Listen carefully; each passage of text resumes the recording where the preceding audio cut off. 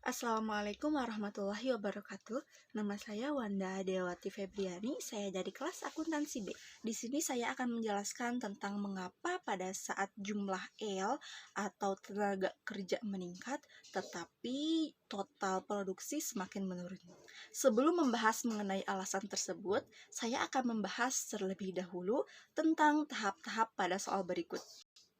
Alasan mengapa AP 150-270 ini merupakan tahap pertama, karena tahap pertama ini dimulai dari titik 0 sampai AP maksimum. Di sini AP maksimumnya 270.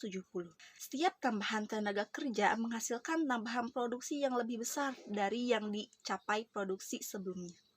Dalam analisis ekonomi keadaan itu dinamakan produksi marginal pekerja yang semakin bertambah. Kita lihat untuk produksi marginalnya ini semakin meningkat. Kemudian, untuk tahap 2 dimulai dari perpotongan antara kurva MP dan kurva AP. Kita lihat kurvanya. Nah, ini merupakan titik perpotongan MP dan AP. Sebenarnya untuk melihat titik perpotongan itu bisa dilihat dari jawaban soal tadi. Ketika hasil MP dan AP-nya sama, di mana rata-rata produksi ini mencapai titik maksimum. Dan untuk tahap 3 dimulai setelah MP-nya itu 0 dan MP bernilai negatif. Artinya tenaga kerja ditambah sudah tidak menambah output. Kemudian, mengapa pada tingkat L-nya 9, total produksi mengalami penurunan?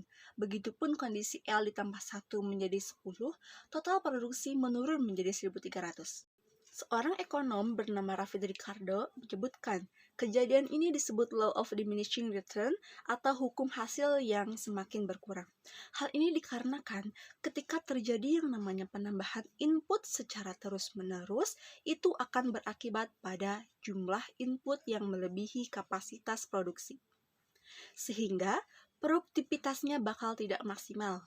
Jika faktor produksi yang dapat dirubah jumlahnya secara terus-menerus ditambah 1 unit, pada mulanya produksi total akan semakin banyak pertambahannya. Tetapi sesudah mencapai suatu tingkat tertentu, produksi tambahan akan semakin berkurang dan akhirnya mencapai negatif.